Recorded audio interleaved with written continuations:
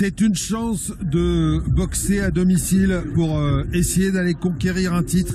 Eh bien, c'est ce qui arrive à Akram Hamidi. Il en a l'expérience, Jean-Paul, car il est devenu champion d'Europe et un champion intercontinental ici à Strasbourg, chez lui à chaque fois. Mais il aura fort à faire face à un Espagnol, Sandro Martin, qu'on ne connaît pas vraiment, Jean-Paul. Ce qu'on sait, c'est que c'est un boxeur éclectique qui boxe souvent en taille, qui est un boxeur dur au mal. Il vient de l'école espagnole, on en a connu, on en a vu, on connaît cette école espagnole qui est très dure. Mais Akram Hamidi, c'est un réel talent. À 20 ans seulement, il a un palmarès absolument incroyable, ce qui lui a permis de gravir les échelons d'année en année. C'est incroyable la vitesse à laquelle ça va. C'est une vraie petite bombe. Et lui aussi, il a quand même quelques clients à son palmarès, même si son palmarès n'est pas très fourni, hein. Il n'a que 30 combats, Jean-Paul, mais ça va vraiment très vite pour Akram Hamidi. Oui, et puis surtout, vous l'avez dit, il est pétri de qualité. C'est vraiment une belle machine. Il est très nerveux, mais il ne se laisse jamais dépasser par sa propre vitesse, par sa boxe. Il a une belle attitude. Il est bien enraciné. Donc, il a tout ce qu'il faut pour continuer à monter dans sa carrière. Et là, eh bien, ce titre. Chez les moins de 54 kilos est certainement une récompense et aussi une opportunité pour se faire un peu plus connaître. Oui, complètement.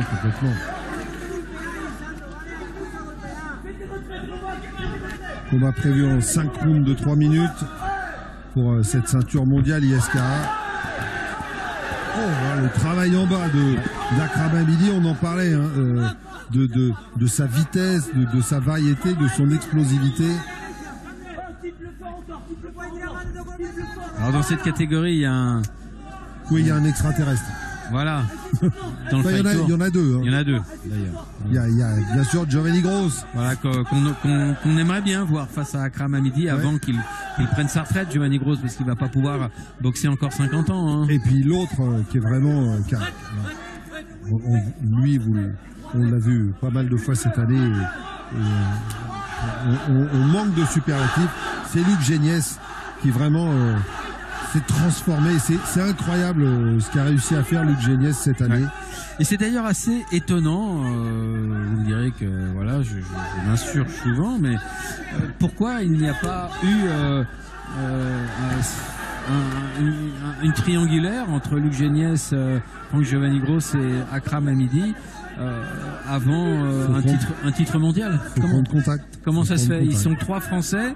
Il aurait fallu décider lequel. Voilà. Bon, à la limite, Luc Géniès a été battu par Giovanni Gross. Il aurait fallu que Giovanni Gross et Akram Hamidi se rencontrent avant que Hamidi puisse faire un championnat du monde. Enfin, ça me paraît la logique. Et c'est de cela que souffrent nos sports, malheureusement. C'est qu'avant de faire le championnat de France, eh bien, le vrai, hein, pas simplement le... Alors, Jean-Paul, juste voilà, une petite remarque. On passe directement au mondial. Akram Hamidi, il est en 53,5, Jean-Paul. Giovanni Gross, il est en 57. Oh, il boxe aussi en 54, hein, en moins de 54. Hein. Oui, mais ça fait... On est à... Faut vraiment descendre. On est à 1 ou 2 kilos, là, hein, c'est pas beaucoup. Hein. En tout cas, c'est parti vite.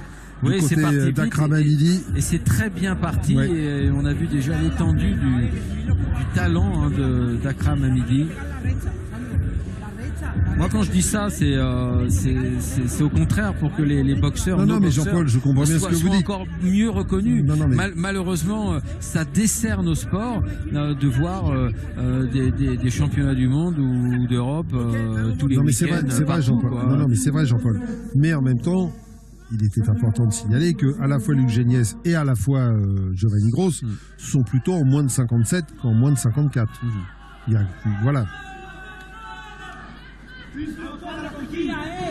À 32 ans, pour Giovanni Gross, c'est peut-être un peu plus compliqué de perdre 3 kilos. Voilà. Deuxième reprise, Jean-Paul, et on va voir si la tendance se confirme avec Akram Hamidi qui vraiment est parti, j'avais envie de lui dire, vite.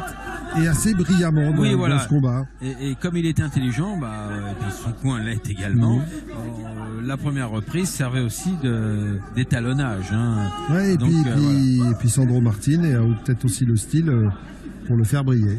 Donc c'est maintenant qu'Akram devrait véritablement déclencher l'artillerie lourde, hein, la grosse hostilité. Avec le premier avertissement donc pour Sandro Martin, pour les accrochages. Ah oui, il est plus habité au Muay Thai. Kokewan. Oh la droite. Le crochet droit, Jean-Paul. Dessus le gauche de Sandro Martin, qui venait juste lui-même d'avoir une boxe assez efficace. Puis, mais alors là, il a pris. Ah oui, puis il y a une petite bosse sur la pommette. Hein, regardez. Ah, il a pris. Et pourtant, il est courageux. Hein. C'est pas un faire-valoir, ce boxeur. Hein. On n'est pas venu juste pour faire briller Akram Hamidi. Mais on le voit bien, Akram est tellement rapide. Ça va trop vite. L'Espagnol n'a pas travaille en bas encore, le crochet gauche. Oh, il y a encore la droite en crosse.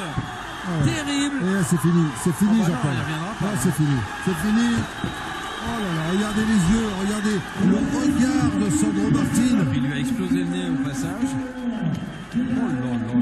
Ah oui. Gros dégâts là. Oh, cette droite. Ouais. C'est sûr qu'avec Akram Hamidi, il faut pas s'endormir parce que ça va très vite, on risque de rater le coup qui fait mal. Là, ça vient derrière. Hein, ça vient derrière. Mais il était déjà tellement touché.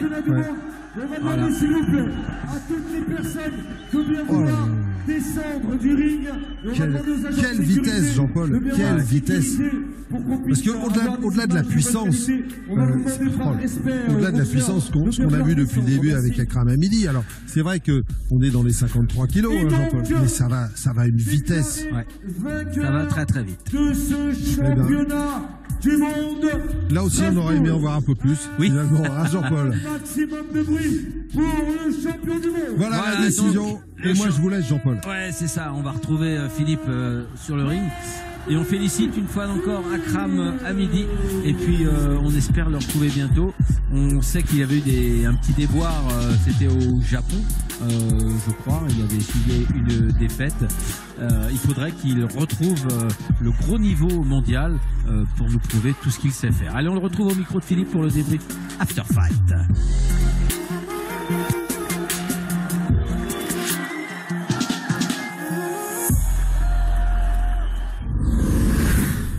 Voilà, c'est avec un nouveau champion du monde qu'on va conclure ce nouveau numéro de fight. Vous avez entendu la foule. Akram, on vous demande pas, évidemment, enfin si quand même, on va vous le demander.